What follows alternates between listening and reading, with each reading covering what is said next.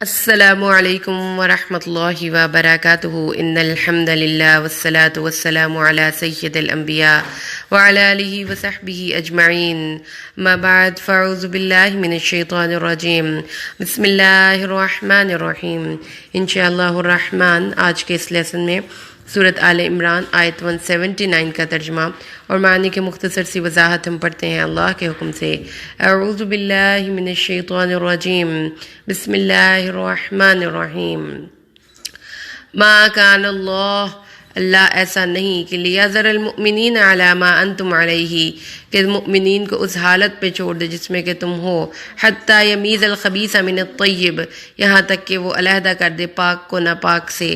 وما کان اللہ اور اللہ ایسا نہیں ہے لیطلعکم علی الغیب کہ تمہیں غیب کی اطلاع دے، ولکن اللہ یجتبی من رسلہ من یشاء اور لیکن اللہ اپنے رسولوں میں سے جس کو چاہتا ہے منتخب کرتا ہے۔ فآمنوا باللہ ورسلہ تو اللہ اور اس کے رسول پر ایمان لاؤ۔ وإن تؤمنوا وتتقوا اگر تم ایمان لاؤ گے اور پرہیزگاری کی روش اختیار کرو گے، فلکم اجر عظیم تو تمہارے لیے بہت بڑا اجر ہے۔ اعوذ باللہ من الشیطان الرجیم بسم اللہ الرحمن الرحیم۔ ما كان الله ليذر المؤمنين على ما أنتم عليه حتى يميز الخبيث من الطيب وما كان الله ليطلعكم على الغيب ولكن الله يجتبي من رسله من يشاء فآمنوا بالله ورسله إن تؤمنوا وتتقوا فلكم أجر عظيم اور اللہ کی یہ شان ہی نہیں کہ وہ مومنوں کو اس حال پر چھوڑ دے کہ جس پر آج کل تم ہو، حتیٰ کہ وہ ناپاک کو پاک سے الگ کر دے، اور اللہ کی یہ شان ہی نہیں کہ تمہیں عام مسلمانوں کو غیب پر مطلع کرے، لیکن اللہ علم غیب پر مطلع کرنے کے لیے جن کو چاہتا ہے چن لیتا ہے، اور وہ اللہ کے رسول ہیں۔ سو تم اللہ اور اس کے رسولوں پر ایمان رکھو، اگر تم ایمان اور تقوی پر برقرار رہے تو تمہارے لیے بہت بڑا اجر ہے۔ پیاری بہنوں، آج کے اس لیسن میں اللہ کے حکم سے ہم جس چیز کو پڑھنے لگے ہیں وہ ہے غیب۔ غائب چیز یا جیسا کہ ہم اردو میں بھی دیکھتے اور پڑھتے اور سنتے رہتے ہیں، غیب تو یہ دو چیزیں جو ہیں اس کو جاننا ضروری ہے، کیونکہ اللہ نے قرآن پاک کے ویری فرسٹ پیج پہ جو بات ہمیں بتائی ہے وہ کیا ہے؟ الذین یؤمنون بالغیب۔ غیب کیا چیز ہوتی ہے؟ غائب کیا چیز ہوتی ہے؟ اللہ تبارک و تعالیٰ نے قرآن پاک میں یہ بات ہمیں بتائی اور سمجھائی ہے کہ اللہ تبارک و تعالیٰ عالم الغیب ہے، یعنی ہر وہ چیز جو ہماری نگاہوں سے پوشیدہ ہو لیکن وہ کہیں پہ موجود ضرور ہو، وہ چیز غیب کہلائے گی۔ ہمارا جینا، ہمارا مرنا، ہماری جنت، دوزخ اور آسمان سے اترنے والی بارش اور آنے والے کل کے بارے میں باتیں اور ہمارا انجام اور یہ کہ ہم کدھر پیدا ہوں گے اور یہ کہ ہم کہاں پر ہماری وفات ہوگی، اور یہ ساری باتیں اللہ کے اپنے علم میں ہیں۔ اللہ تعالیٰ نے ان باتوں پر کسی کو بھی مطلع نہیں کیا۔ جو آج ہو رہا ہے اور جو آنے والی گھڑی میں ہوگا، جو کل ہو چکا، جو مستقبل میں ہوگا، یہ سب اللہ کو پتہ ہے۔ اس کے علاوہ کوئی بھی انسان، کوئی بھی اور ہستی یہ دعویٰ نہیں کر سکتی کہ وہ کلی طور پر ہر چیز کو جانتا ہے۔ تو یہ ہے اللہ کی صفت۔ اس صفت میں کسی بھی حوالے سے کسی دوسرے انسان کو شریک نہیں سمجھنا بھی نہیں چاہیے۔ اللہ تبارک و تعالیٰ کی ایک خاص مفاتیح الغیب 5 ہیں، یعنی کہ غیب کی کنجیاں جس سے کہ اللہ تبارک و تعالیٰ غیب کے بارے میں اطلاع دیتا ہے۔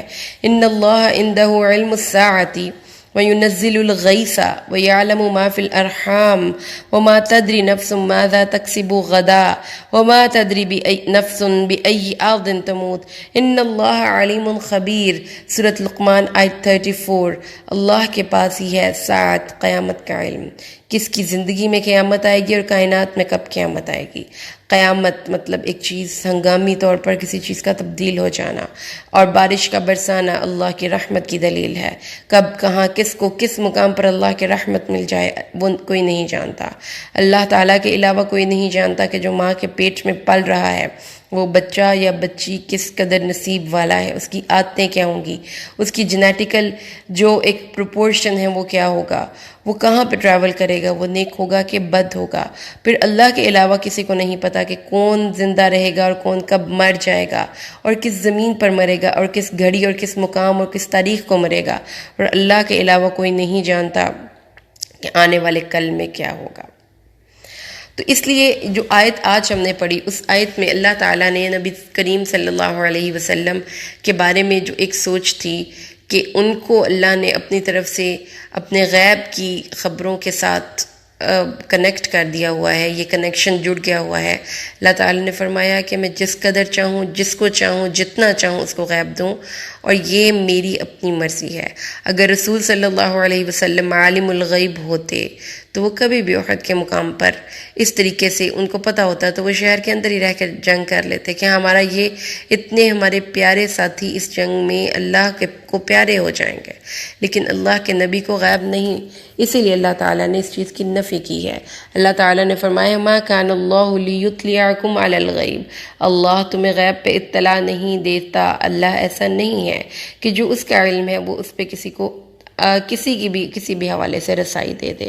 اور ایک اور مقام پر اللہ تبارک و تعالیٰ کیا ارشاد فرماتا ہے، اعوذ باللہ من الشیطان الرجیم، بسم اللہ الرحمن الرحیم، سورۃ انعام آیت 50، قل لا اقول لکم عندی خزائن اللہ ولا اعلم الغیب ولا اقول لکم انی ملک۔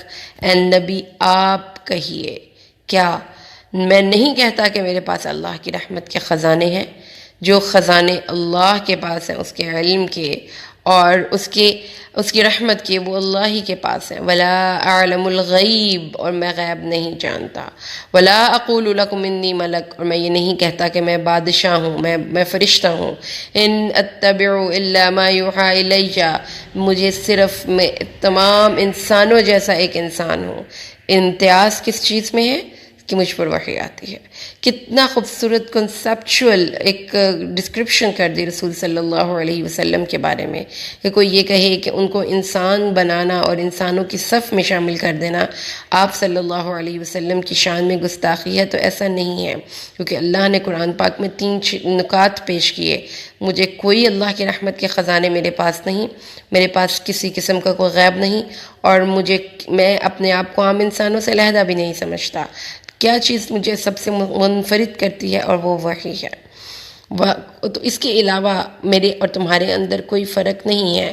ایک اور مقام پر اللہ کے نبی سے اللہ تبارک و تعالیٰ نے خود کہلوایا، سورۃ اعراف آیت 188، قل لا املک لنفسی نفعا ولا ضرا الا ما شاء اللہ ولو كنت اعلم الغیب لاستکثرت من الخیر وما مسنی السوء۔ کہہ دیجئے میں نہیں مالک اپنے بھی نفع، اپنے بھی آپ کے لیے، اپنے بھی نفس کے لیے۔ اے نبی آپ کہہ دیجئے میں نہیں مالک اپنے بھی نفس کے لیے نفع اور ضرر کا، مگر وہ جو اللہ چاہے۔ لہٰذا میں اگر اپنے لیے نفع اور ضرر کا مالک نہیں تو میں کسی اور کو کیسے نفع اور ضرر پہنچا سکتا ہوں؟ اگر مجھے غیب کا علم ہوتا، چھپی ہوئی چیزوں کا علم ہوتا، آنے والے وقت کا علم ہوتا، یہ پتہ ہوتا کہ یہ جنتی ہے یا یہ دوزخی ہے، تو میں تو اپنے لیے ہر وقت بھلائیاں ہی تلاش کر لیتا۔ لستکثرت، میں بہت زیادہ کثیر حاصل کر لیتا، من الخیر، ہر قسم کی بھلائیاں، وما مسنی السوء، اور مجھے کوئی تکلیف بھی نہ پہنچتی۔ ان انا الا نذیر و بشیر لقوم یؤمنون، میں تو صرف ایمان لانے والے لوگوں کے لیے ڈرانے والا ہوں اور خوشخبری دینے والا ہوں۔ تو اس لیے یہ بات کو سمجھ لیں، اللہ تعالیٰ نے اپنے نبی کی زبان سے یہ بات کہلوا کر ایک اور مقام پر اللہ نے فرمایا، کہہ دیجئے لا اقول لکم عندی خزائن اللہ ولا اعلم الغیب ولا اقول انی ملک ولا اقول للذین تزدری اعینکم لن یؤتیہم اللہ خیرا۔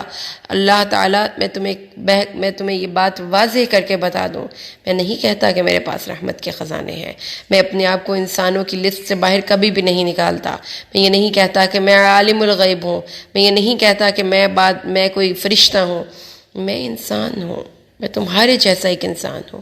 لہٰذا جس کو اللہ نے منتخب کیا، تو جو نبی ہیں وہ عالم الغیب نہیں ہوتے، کوئی بھی نبی۔ وہ غیب کی خبریں ان تک پہنچائی جاتی ہیں اور وہ وحی کے ذریعے پہنچائی جاتی ہے۔ تِلْكَ مِنْ أَنْبَاءِ الْغَيْبِ نُوحِيهَا إِلَيْكَ وَمَا كُنْتَ تَعْلَمُهَا أَنْتَ وَلَا قَوْمُكَ مِنْ قَبْلِ هَذَا فَاصْبِرْ إِنَّ الْعَاقِبَةَ لِلْمُتَّقِينَ۔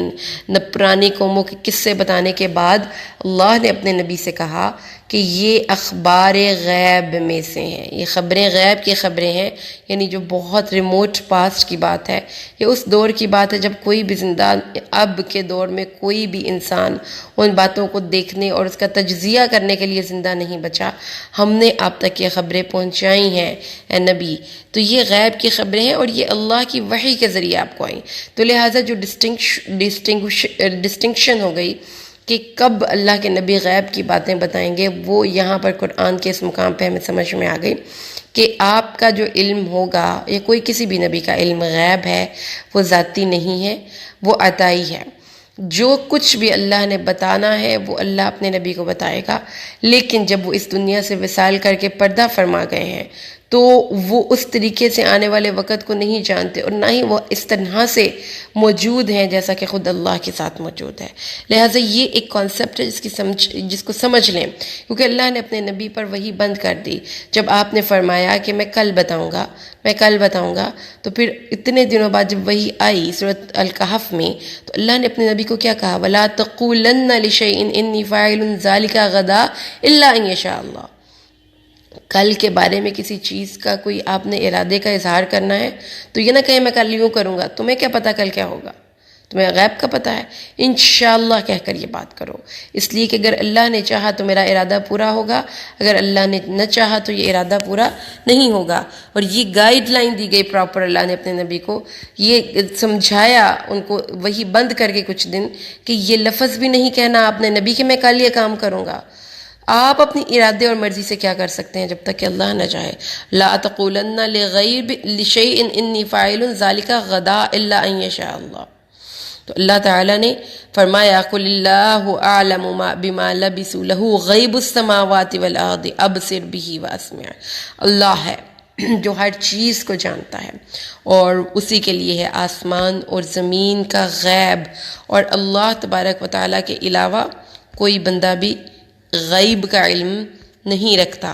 قرآن پاک میں اللہ تبارک و تعالیٰ نے یہ بات ہمیں بڑے اچھے طریقے سے سمجھائی ہے کہ اللہ کے پاس ہی ہے علم الغیب، اللہ الذی لا الہ الا ہوا عالم الغیب والشہادۃ هو الرحمن الرحیم۔ اللہ ہے وہ جو عالم الغیب والشہادہ ہے، وہ جو غائب اور حاضر کا جاننے والا ہے اور اس کے علاوہ کوئی بھی عبادت کے لائق نہیں ہے، وہ رحمان ہے، وہ رحیم ہے۔ آج کے لیسن میں جو ہم نے پڑھا اس کو ہم ریوائز کر کے انشاءاللہ آج کے لیسن کو اینڈ کرتے ہیں۔ آج کے لیسن کو اگر ہم پوائنٹس میں بات کریں تو پوائنٹ نمبر 1 یہ تھا کہ رسول صلی اللہ علیہ وسلم، اگر ہسٹوریکل بیک گراؤنڈ سے اس کو کنیکٹ کیا جائے تو آپ صلی اللہ علیہ وسلم نے احد میں اور آپ کے اصحاب نے بہت بڑی ہزیمت اٹھائی، آپ کو بہت زخم برداشت کرنے پڑے، فزیکل بھی، ایموشنل بھی، مینٹل بھی۔ تو ان سارے زخموں کے بعد کچھ منافقین کے ذہن میں یہ بات آئی کہ آپ کے ساتھ جا کر تو ہم نے نقصان اٹھایا، تو اللہ نے اپنے نبی کا یہاں پر دفاع کیا کہ ان کو تو کچھ پتہ نہیں تھا، کیونکہ ان کو تو غیب کا علم ہی نہیں، ان کو کیسے پتہ کہ آنے والے وقت میں کیا ہوگا؟ یہ باتیں تو اللہ نے اپنے پاس رکھی ہوئی ہیں، لہٰذا جتنا میں چاہتا ہوں اتنا کل کے بارے میں اپنے نبی کو بتا دیتا ہوں اور باقی انبیاء کو بھی بتا دیتا ہوں، لیکن کلی طور پر کل کا علم صرف اللہ کو ہے، کلی طور پر آنے والے وقت کا علم صرف اللہ کو ہے، اور یہ چیز پھر اللہ نے اپنے نبی کو کہلوا دی اور یہ کانسیپٹ کی اصلاح کروا دی۔ قرآن پاک میں 3 مقامات پر آیات کہ کہہ دیجئے کہ میرے پاس کوئی اللہ کی رحمت کے خزانے نہیں، میرے پاس کسی قسم کا غیب نہیں، اور مجھے کچھ نہیں پتہ آنے والے وقت میں کیا ہوگا۔ میں بھی عام انسانوں جیسی ایک سوچ رکھنے والا، عام انسانوں جیسا ایک انسان ہوں۔ میرے پاس جو ایک ڈسٹنکشن ہے وہ یہ ہے کہ مجھے گائیڈ لائن اللہ سے ملتی ہے بذریعہ وحی، اور میں اس ایک پیغام کو آگے پہنچانے کے لیے منتخب کیا گیا ہوں۔ لہٰذا اس کانسیپٹ کے ساتھ نبی کریم صلی اللہ علیہ وسلم، کیونکہ یہ میری بات ہی نہیں، صرف قرآن کی کچھ آیات ہیں جس کو ہم نے پڑھا ہے، تو اس لیے اللہ سے دعا کریں کہ اللہ ہمیں قرآن کو سمجھ کر پڑھائے اور جب نبی کریم صلی اللہ علیہ وسلم آنے والے وقت میں کسی انسان کے نفع یا ضرر کے بارے میں نالج نہیں رکھتے تو ان کے بعد کوئی بھی ان کا امتی، خواہ وہ کوئی غوث ہو، کتب ہو، کوئی بھی ہو، وہ یہ نالج نہیں رکھتا، اور نہ ہی اس کے اندر یہ ایبلٹی ہے کسی کے دل کی بات کو جان لینا، آنے والے وقت کے بارے میں نالج رکھنا۔ اور پھر اس کے ساتھ ساتھ یہ بہت امپورٹنٹ چیز ہے کہ جب ہمیں اللہ نے بتا دیا، اینی وے کوئی بھی ذریعہ نہیں ہے آنے والے کل کے بارے میں نالج دینے کا۔ پھر جو ہوروسکوپ کرتے ہیں اور جو یہ کرتے ہیں پامسٹری کرتے ہیں، یہ دوسروں کو بتاتے ہیں کل کیا ہوگا، کوئی فال نکالتے ہیں، یہ سب کی سب غلط آتے ہیں اور یہ شرک کے زمرے میں جاتی ہیں چیزیں، کیونکہ یہ اللہ کے علم کے اندر سے کوئی دعویٰ کر رہا ہے کہ مجھے بھی پتہ ہے، تو اللہ کے علاوہ کسی کو نہیں پتہ۔ غیب کا علم اللہ کے پاس ہے۔ کوئی بھی انسان غیب کے حصول کی کوشش کرتا ہے یا غیب کا علم دینے کا دعویٰ کرتا ہے یا آپ کے ہاتھ کی لکیریں دیکھ کر آپ کو بتاتا ہے کہ کب شادی ہوگی اور کب بچے ہوں گے اور کب یہ ہوگا اور کب وہ ہوگا، یہ چیزیں بالکل نہیں کرنی چاہیے، یہ ہمیں منع کیا گیا ہے، کیونکہ رسول صلی اللہ علیہ وسلم نے فرمایا کہانت بالکل نہیں کرنی، اس سے ہمیں منع کیا گیا۔ آنے والے وقت کے بارے میں نالج لینے کی ہمیں کوشش یا تجسس نہیں ہونا چاہیے۔ جو کچھ بھی ہوگا اللہ کی طرف سے ہوگا اور اللہ ہی اس کا نالج اپنے پاس رکھتا ہے۔ اللہ سے دعا کریں اللہ ہمیں قرآن کو سمجھ کر پڑھنے کی اور اس پر عمل کرنے کی توفیق نصیب فرمائے، آمین۔ بارک اللہ لی ولکم فی القرآن الحکیم ونفعنی وإیاکم بالآیات والذکر الحکیم۔ السلام علیکم ورحمۃ اللہ وبرکاتہ۔